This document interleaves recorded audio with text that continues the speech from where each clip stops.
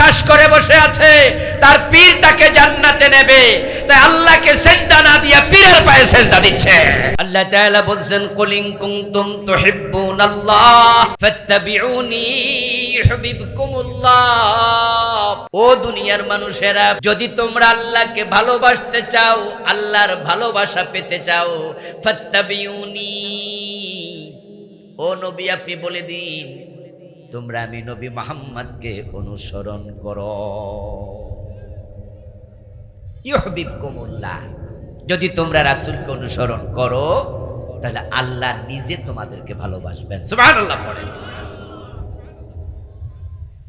আমার বন্ধু, আমার আল্লাহর ভালোবাসা না পেলে জান্নাত পাবেন না।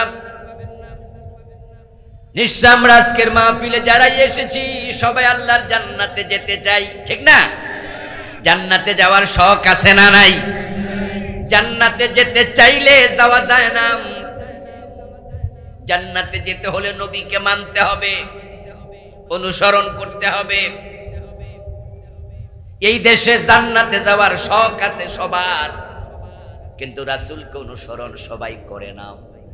যে বিড়ি টানে গাঁজা খায়, 5 ওয়াক্ত নামাজের ধারে ধারে নাম, ওই লোকটাও রাসূলের উম্মত দাবি করছে। এবং জিজ্ঞেস যদি করা হয় জান্নাতে যাবে নাকি, বলবে বলেন কি হুজুর যাব না মানি। তো জান্নাতে যাবে, তাহলে মসজিদে তো দেখি না। তখন মুস্কি হাসি দিয়ে বলে, হুজুর ওটা ব্যবস্থা করছি। কেমনে করলাম? নামাজ না পড়েও জান্নাত যদি পাওয়া যায়, তাহলে ফজরের টাইমে শীতের মাঝে আমি কষ্ট করি কি খামাখা, একটু ব্যবস্থাটা কি আমার একটু শোনাও। তখন তো তোরা কাঁদে নিয়ে গানে গানে আপনারে শোনাবে, আছেন আমার মুক্তার, আছেন আমার ব্যারিস্টার, শেষ বিচারের হাইকোর্টেতে তিনি আমায় করবে পার, আমি পাপী তিনি জামিনদার, টুনটুনা টুনটুন। এ জাতীয় গান বাংলাদেশে আছে না নাই? গান গাওয়ার গায়ক আছে কিনা? এ গান কি আমরা লিখছি নাকি? লেখক আছে না নাই? কেউ লিখেছে, কেউ গাইতেছে। যারা পীর সাহেবের পায়ে সেজদা দেয় ওরা কি জান্নাতে যাওয়ার শখ নাই? হেরাও জান্নাতে যায়, পীরকে খুশি করবে, সেজদা দিলে পীর সাহেব খুশি হবে। তে হাসরের ময়দানে ওরে তরাইয়া নেবে, সাথে করে নিয়ে যাবে, আছেন আমার মুখতার, আছেন আমার ব্যারিস্টার, শেষ বিচারের হাইকোর্টেতে তিনি আমায় করবে পার। শেষ বিচারের হাইকোর্টের বিচারপতি কে? সবাই কথা বলুন, বিচারপতি কে? তাহলে দেখুন তার আইডিওলজিটা কি, তার মনস্তত্ত্বটা কি, চিন্তাটা কি। শেষ বিচারের হাইকোর্টে আল্লাহ যখন বিচারক হবেন তখন সে গুনাহগার, তবে তার ব্যারিস্টার আছে, হে আল্লাহ থেকে ছুটাইয়া নিয়ে যাবে। তাই পীরের উপর ভরসা করে আল্লাহকে সিজদা দেয়া বন্ধ করে দিয়েছে বেনামাজ, সেও জান্নাত। আমার বন্ধু, জান্নাত আপনিও চান, আমিও চাই। যখন আমাদের দেশের বেনামাজি জান্নাত চায়, দোকানদারি করে হিন্দু দোকানদার পাশের দোকানি, এখানে মুসলিম দোকানদার মুসলিম দোকানি। এখন হিন্দু মিয়া দেখে মুসলমান দোকানদার, ওর মতো ওজনে কম দেয়, মালে বেজাল দেয়, ওর মতোই মানুষ ঠকায়। চরিত্রের মাঝে সামান্য কোনো তফাৎ নাই, শুধুমাত্র নামটা আব্দুল্লাহ, নামটা আব্দুর রহমান। আর ওই মুসলিম দোকানদার 2 নাম্বারি করার পরেও জান্নাতে যাওয়ার স্বপ্ন দেখে। হিন্দুটাকে মালাউন কইয়া গালি দেয়, কয় হিন্দু তুই জাহান্নামী, আমরা মুসলমান জান্নাতি। তখন হিন্দু দোকানদার মনে মনে কয়, ওজনে কম দিয়া, মালে বেজাল দিয়া, মানুষ ঠকাইয়া যদি তুই জান্নাতে যাইতে পারস, তাহলে আমি যামু না কেন? তাই দোকানের মাঝে মরা বাবার ছবি টানাইয়া নিচে সুন্দর করে লেখা দিছে, স্বর্গীয় দুলাল চন্দ্র ভৌমিক, তোরা জান্নাতে যাইবি, আর আমার বাবারে অলরেডি জান্নাতে পাঠাইয়া দিছি। হিন্দুদের ছবির মাঝে এ জাতীয় স্বর্গীয় সত্যেন্দ্রনাথ দত্ত, স্বর্গীয় অমক, স্বর্গীয় তমক এমন লেখা কি আপনারা দেখেন নাই কোনোদিন? স্বর্গীয় মানে কি স্বর্গে যাবে না গেছে গা? তাইলে আমরা মুসলমানরা আমরা কই জামু আর হেতে কয় যা আমি দিছি পাঠাইয়া। তাহলে স্বর্গে যাওয়ার শখ হিন্দুদের আছে না নাই? আমাদের সে কম না বেশি? স্বর্গ মানি জান্নাত, বেহেশত। স্বর্গ আর জান্নাত একই জিনিস। আরবিতে জান্নাত বলে, পার্সিতে বেহেশত বলে, ইংরেজিতে বলে হেভেন, বাংলায় বলে বাগান, সংস্কৃতিতে বলে স্বর্গ।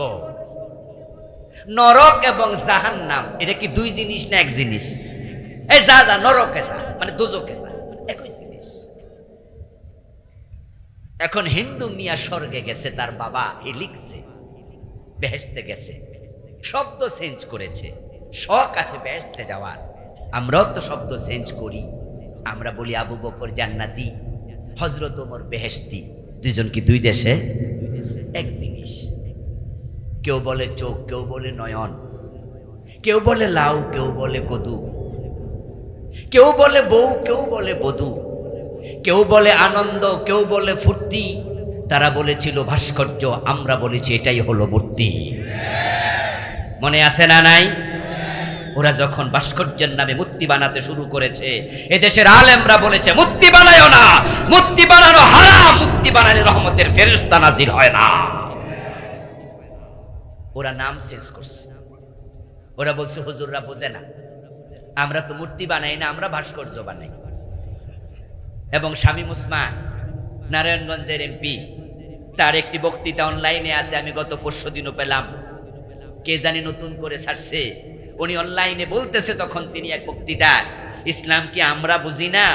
হুজুররা বলে আমরা মূর্তি বানাই, বঙ্গবন্ধুর ভাস্কর্যে হাত দিও না, দিলে গোটা থাকবা না। ইসলাম আমরাও বুঝি, দিনে 2 বার কোরআন শরীফ পড়ি, প্রতি রাতে 70-80 রাকাত তাহাজ্জুদ। কি মনে আসেনি আপনাদের? এক রাতে 80 রাকাত তাহাজ্জুদ কেমনে পড়ে আল্লাহ জানে। আর কি কইতে লাগছিল 8, হয়তো একটা শূন্য বেশি পড়া গেছে আর কি। উনিও বলতেছে যে হুজুররা নাকি ভুল বোঝে, মূর্তি আর ভাস্কর্য নাকি এক জিনিস না, অন্দরে হাইকোর্ট দেখায়।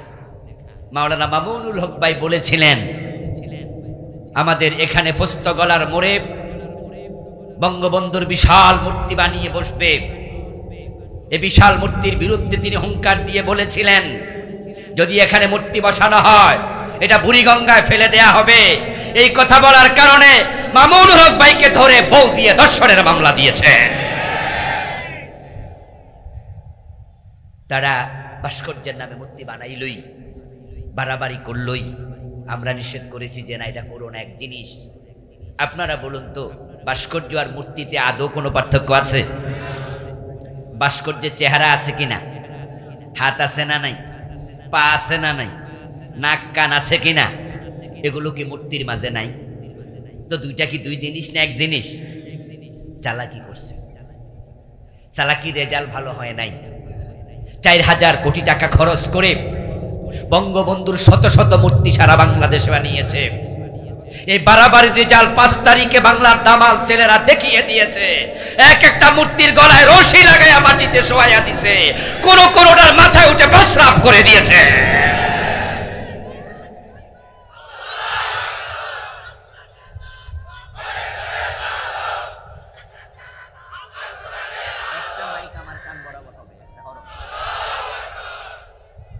আমার প্রিয় ভাইয়েরা, চালাকি করে করে কিছু মানুষ আছে শব্দ চেঞ্জ করে 2 নাম্বারি করে।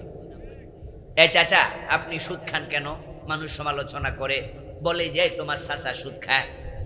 বাতি যারা চাচা কয়, মানুষের কইস আমার চাচা এখন সুদ খায় না, এখন মুনাফা খায়। আগে খাইছে বাংলা, এখন খায় আরবিতে খায়, ইংরেজিতে খায় ইন্টারেস্ট। আমার বন্ধুগণ, মূর্তি এবং ভাস্কর্যে যেমন কোনো পার্থক্য নাই, জান্নাত আর স্বর্গে কোনো পার্থক্য নাই, এক জিনিস। হিন্দু ভদ্রলোকেরও শখ আছে তার বাবা স্বর্গে যাক, জান্নাতে যাক। এজন্য তিনি লিখেছেন ছবির মাঝে স্বর্গীয় দুলাল চন্দ্র ভৌমিক। আপনাদের কাছে আমি কনসেপ্টটা জানতে চাই, আপনারা সবাই বলুন তো, কোনো হিন্দু কি জান্নাতে গেছে? যাওয়ার কোনো সম্ভাবনা আছে? কিন্তু শখ আছে না নাই? এবার আপনাদের কাছে আসি।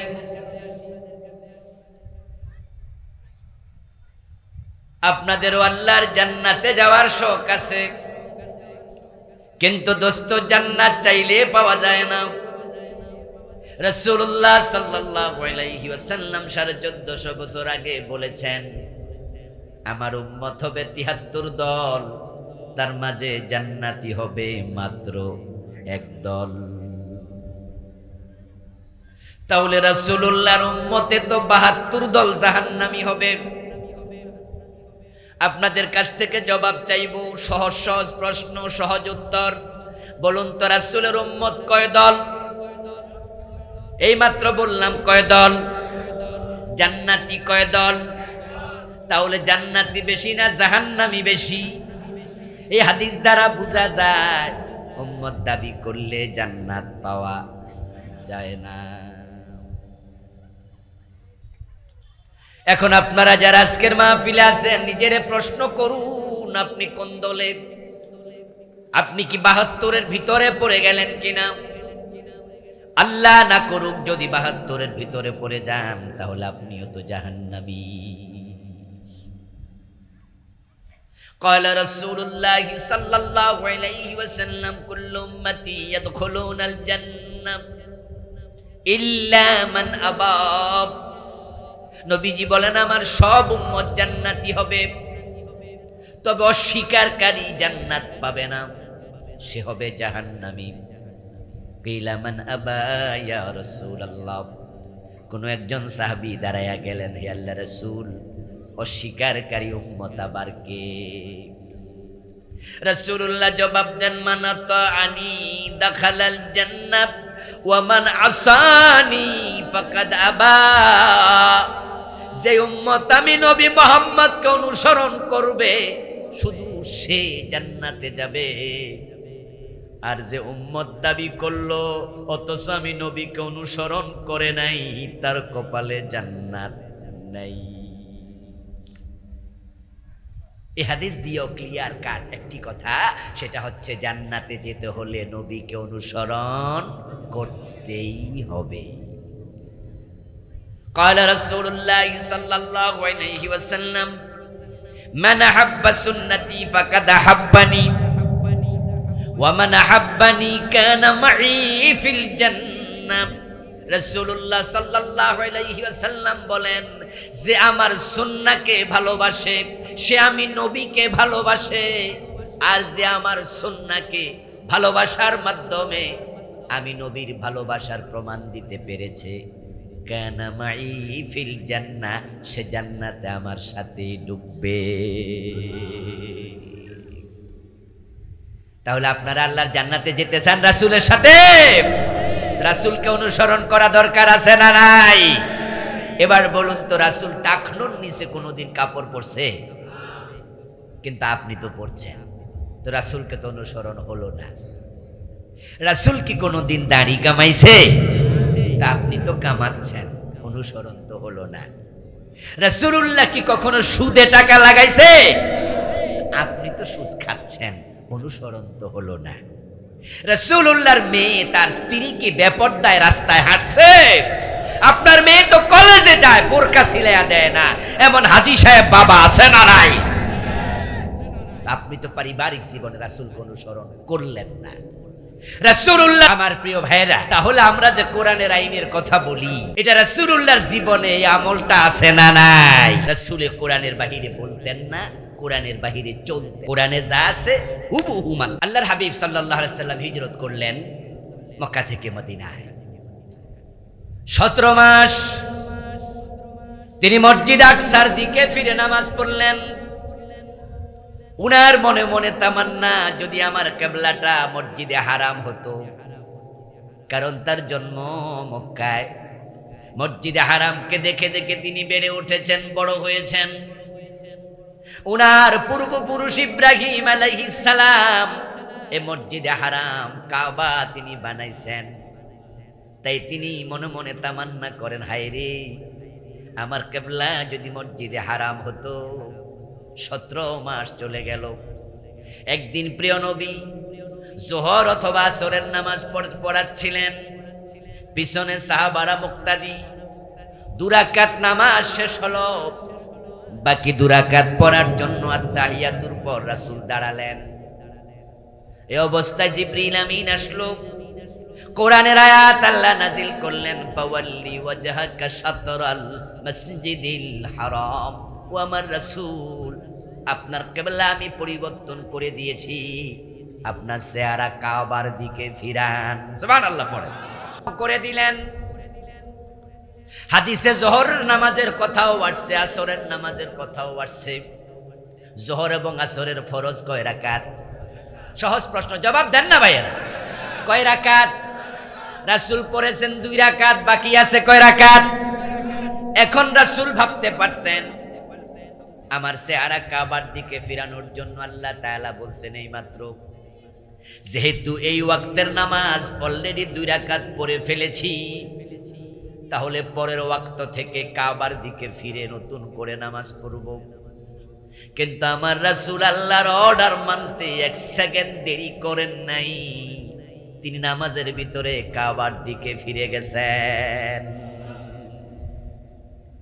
ওই মসজিদে কিবলা হয়ে গেল 2টা। 2 রাকাত হলো মসজিদে আকসার দিকে, 2 রাকাত হলো মসজিদে হারামের দিকে। এই জন্য মদিনার সে মসজিদটার নামই হলো মসজিদুল কিবলাতাইন, 2 কিবলার মসজিদ। উনি আদালতে কোরআন দিয়ে ফয়সালা করছে, বিচার করছে। চোর ধরে হাত কেটেছে, ডাকাত ধরে শুলে দিয়েছে, জেনা করলে পাথর মেরেছে। আল্লাহর আইনে আপনি আদালতে বিচার করবেন, এটাই ইসলাম। দেশ যখন তিনি মদিনা 10 বছর পরিচালনা করছেন, মন মতো না কোরআনের আইন মতো? ঠিক আপনি যখন দেশ চালাবেন, আপনিও কোরআনের আইনে চালাবেন, এটাই ইসলাম। রাসূলুল্লাহ হলেন জীবন্ত কোরআন, নবীজি সাল্লাল্লাহু আলাইহি ওয়াসাল্লাম হলেন জীবন্ত ইসলাম। উনার জীবনটাই কোরআন, উনি কোরআনের জীবন্ত রূপ।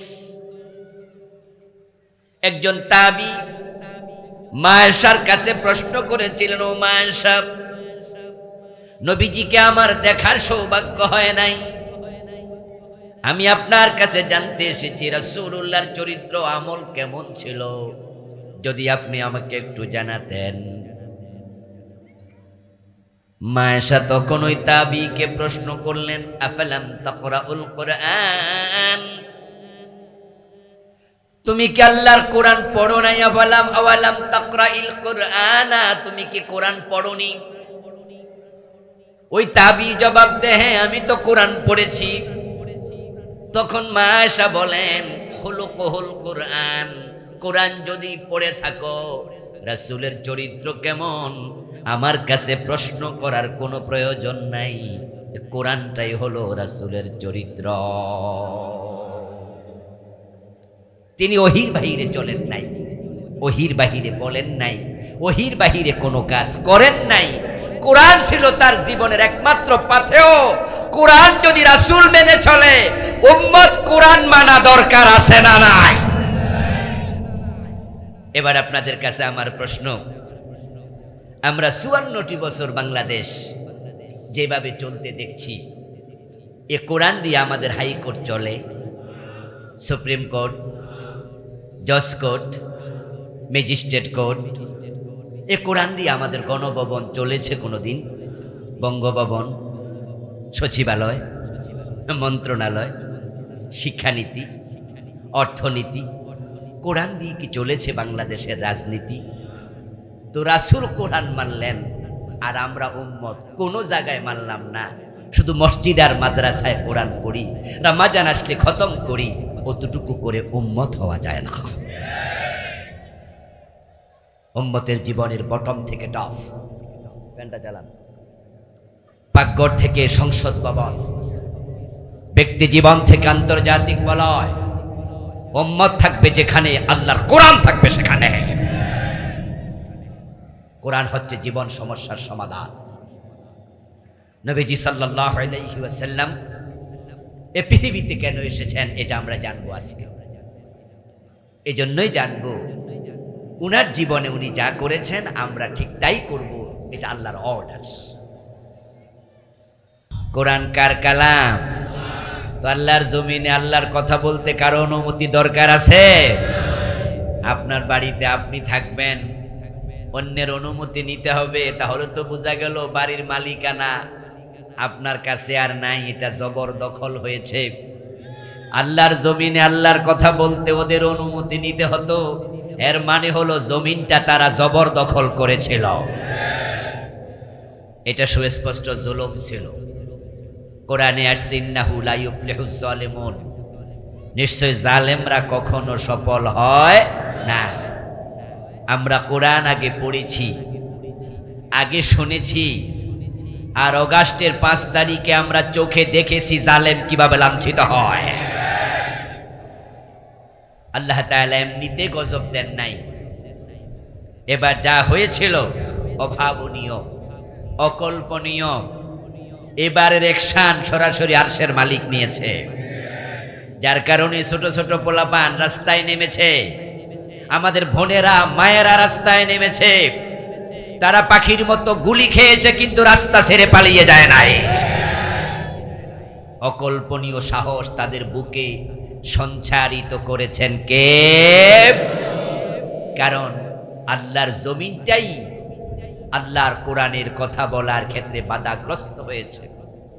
আলহামদুলিল্লাহ, এখন সে বাধা বিঘ্ন আর নাই। আমরা এখন কোরআনের কথা মন খুলে বলতে পারি, ঠিক না?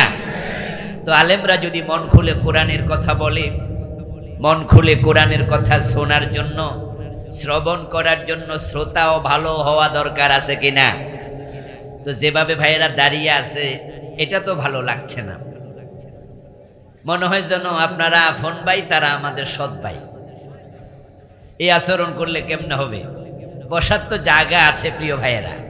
মাহফিলের কি আদব নাই? মাহফিলের সাথে আদব রক্ষা করা দরকার নাই? আমি অনুরোধ করব, 10 মিনিট সময় হাতে আছে, 10 মিনিটে শোনেন। আপনার জরুরত থাকলে আস্তে করে উঠে আপনি আবার চলে যান। আপনারাও দয়া করে যারা এইদিকে দাঁড়িয়ে আছেন প্রিয় ভাইয়েরা, কষ্ট করেন, ভলান্টিয়ার ভাইয়েরা হেল্প করুন। মাহফিলের সৌন্দর্যটা নষ্ট করবেন না প্লিজ। জায়গা যদি না থাকতো দাঁড়িয়ে থাকতেন, কোনো কথা ছিল না। মাশাআল্লাহ, অনেকে বসে যাচ্ছেন। যাদের বুকে কাঠ ঝুলানো আছে তারা ছাড়া অন্য একজনও দাঁড়িয়ে থাকবেন না প্লিজ। মেহেরবানি করে বসে যান। আল্লাহ তাআলা আমাদেরকে তার কোরআনের কথা আমল করার নিয়তে বলার এবং শোনার তৌফিক দিন। সবাই বলুন আমিন। যে আল্লাহ তাআলা বাড়িতে সুযোগ আমাদের দিলেন, আমরা আলোচনার শুরুতে তাকে কৃতজ্ঞতা জানাই, ধন্যবাদ জানাই। সবাই মিলে একবার জোরে জোরে কালিমাত শুকর ফুরি আলহামদুলিল্লাহ। আমার প্রিয় দিনী ভাইয়েরা, আমি আপনাদের সম্মুখে পবিত্র কোরআন মাজিদ থেকে সূরাতুস সফের 9 নম্বর আয়াতে কারিমা তিলাওয়াত করেছি। নবীজি সাল্লাল্লাহু আলাইহি ওয়াসাল্লামের পবিত্র মুখ অনুসৃত ছোট্ট একখানা হাদিসে নববী পাঠ করেছি। আল্লাহ তাআলা তৌফিক দিলে এখান থেকে কিছু কথা বলবো ইনশাআল্লাহ। সূরাতুস সফের 9 নম্বর আয়াতে মূলত আল্লাহ তাআলা একটি মেসেজ দিয়েছেন। সেই মেসেজটি হলো আমাদের প্রিয় নবী সাল্লাল্লাহু আলাইহি সাল্লামের এই পৃথিবীতে আগমনের উদ্দেশ্য কি ছিল। রাসূলুল্লাহকে আল্লাহ তাআলা পৃথিবীতে কেন পাঠিয়েছেন, উম্মতের এটা জানা দরকার আছে না নাই? জানতেই হবে। কারণ রাসূলকে মেনে চলা, অনুসরণ করা নফল না ফরজ? জবাব দিন, কথা বলুন, নফল না ফরজ? ফরজে কিফায়া না ফরজে আইন? যদি রাসূলকে মেনে চলা ফরজ হয়, এবার বলুন তো মানা আগে না জানা আগে? এলেম আগে না আমল আগে? ইয়েস, আগে এলেম, আগে জানা। এজন্যই তো পবিত্র কোরআন মাজিদের যত হুকুম, যত বিধান আল্লাহ তাআলা নাজিল করেছেন, তার মাঝে 1 নাম্বার হুকুমটাই ছিল ইকরা বিসমি রাব্বিকাল্লাযী খালাক, পড়ো তোমার রবের নামে যিনি সৃষ্টি করেছেন। প্রথম অর্ডারটি কেন হলো পড়ো? আমার প্রিয় ভাইয়ারা বলুন তো, জানার সাথে পড়ার সম্পর্ক আছে কিনা? না পড়লে জানবেন কেমনে? এখন বাংলাদেশের লোকেরা শুনে বেশি না পড়ে বেশি? এজন্যই তে দেশে এলেমের দন্যতা চলছে। আমরা সবাই শুনে শুনেই ইসলাম মানতে পছন্দ করি, অথচ শোনার চেয়ে পড়ার গুরুত্ব শতগুণ বেশি। আমার বন্ধুগণ, রাসূলুল্লাহ সাল্লাল্লাহু আলাইহি ওয়াসাল্লামকে অনুসরণ করা যদি ফরজ হয়, তাহলে তিনি কেন এসেছেন সেটা জানাও ফরজ। কারণ উনি যা বলবেন আমরা অনুসরণ করে তাই বলবো। উনি যা করবেন, রাসূল যা করেছেন আমরা তাই করব। রাসূল যখন করেছেন, যেভাবে করেছেন আমরা সেভাবে করব। রাসূলুল্লাহ সাল্লাল্লাহু আলাইহি ওয়াসাল্লাম আমাদের জন্য মডেল, আমাদের জন্য উসওয়া কুদওয়া, নামুজাজ, আইকন, আইডল। তিনি ইমাম, তার জীবনটাই আমাদের জন্য অনুকরণীয়, অনুসরণীয়। উনার মতো করে জীবন না সাজালে জান্নাত পাওয়া যাবে না। আল্লাহ তাআলা বলেছেন, লাকাদ কানা লাকুম ফি রাসূলিল্লাহি উসওয়াতুন হাসানাহ। ও দুনিয়ার মানুষ, আমি রাসূলুল্লাহর জীবনে তোমাদের জন্য উত্তম আদর্শ রেখেছি। তার জীবনের লক্ষ্য আমাদের জীবনের লক্ষ্য এক হওয়া লাগবে। উনি যেভাবে খেয়েছেন সেভাবে খাওয়া, এটা ইসলাম। উনি যেভাবে ঘুমিয়েছেন সেভাবে ঘুমাবেন, এটা ইসলাম। উনি ডান পা দিয়ে মসজিদে ঢুকেছেন, আপনিও ডান পাই দেবেন, এটা ইসলাম। টয়লেটে ঢুকতে উনি বাম পা দিয়েছেন, আপনি বাম পা দেবেন, এটা ইসলাম। উনি ডান হাতে খেয়েছেন, আপনিও ডান হাতে খাবেন, এটা ইসলাম। উনি মাগরিবের ফরজ 3 রাকাত পড়ছে, আপনি 4 রাকাত পড়লে হবে না, 3 পড়তে হবে, এটাই ইসলাম। উনি আল্লাহু আকবার বলে নামাজ শুরু করেছে, আপনি আল্লাহু আকবার বলে শুরু করবেন, এটাই ইসলাম। তিনি সালাম ফিরিয়ে নামাজ শেষ করেছেন, আপনিও তাই করবেন, এটাই ইসলাম।